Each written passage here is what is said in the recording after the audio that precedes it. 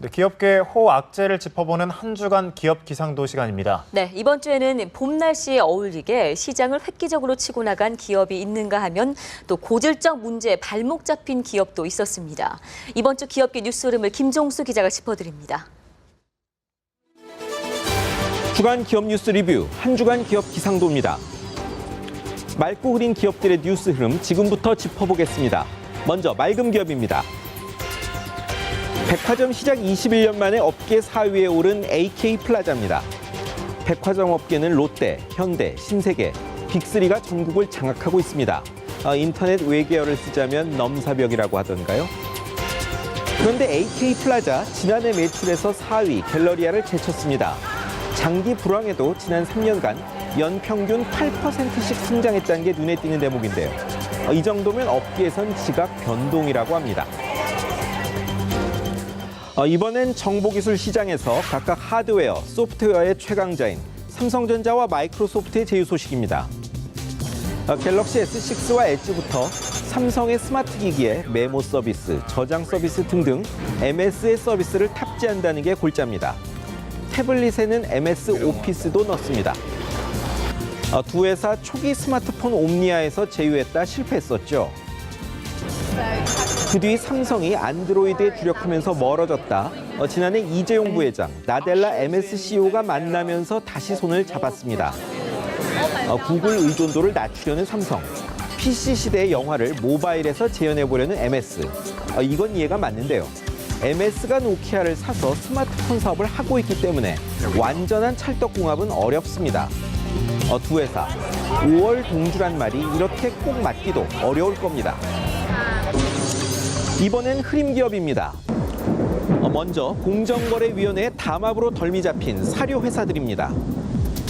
CJ, 대한제당, 두산 같은 대기업부터 카길, 에그리, 퓨리나 같은 다국적 기업까지 11곳이 걸렸네요.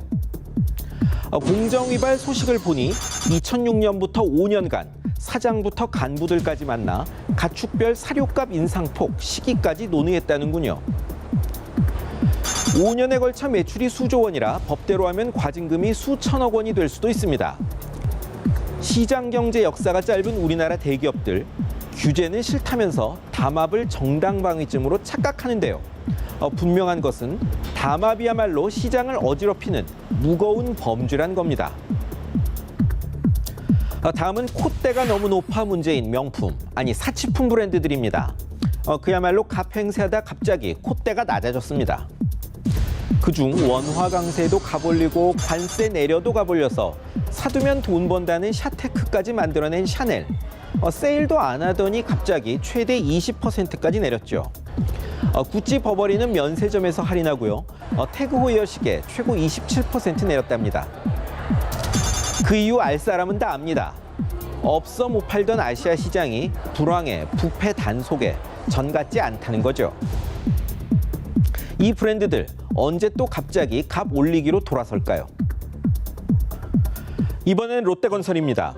용인도로공사 현장에서 교량 상판이 무너지는 큰 사고가 나서 1명이 숨지고 8명이 다쳤습니다.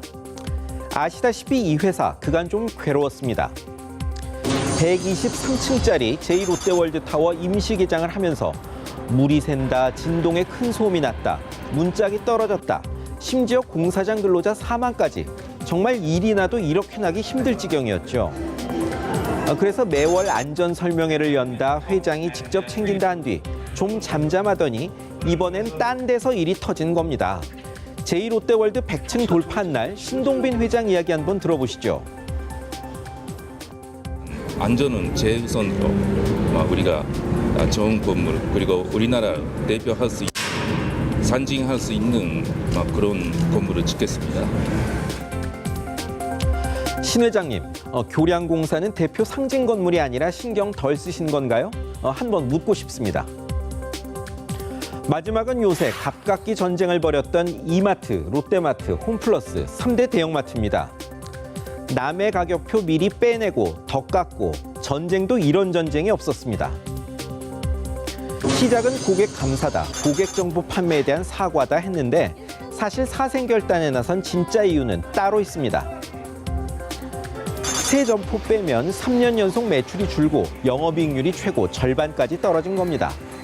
시장이 포화가 되니 조금 더 팔겠다는 경쟁이 극심해진 거죠. 마트분들, 정말 한 달이 멀다고 새 점포 열던 때가 그리울 것 같습니다. 극과 극인 사치품과 대형마트, 지금은 공통점이 있습니다. 장사가 예전 같지 않다는 겁니다. 그런데 이번 주에 보니 작년 가계저축률은 올랐더군요. 한마디로 불안해서 못 쓴다는 이야기인데요. 이 족쇄를 함께 푸는 게 정부와 대기업에 이를 겁니다. 지금까지 한 주간 기업 기상도였습니다.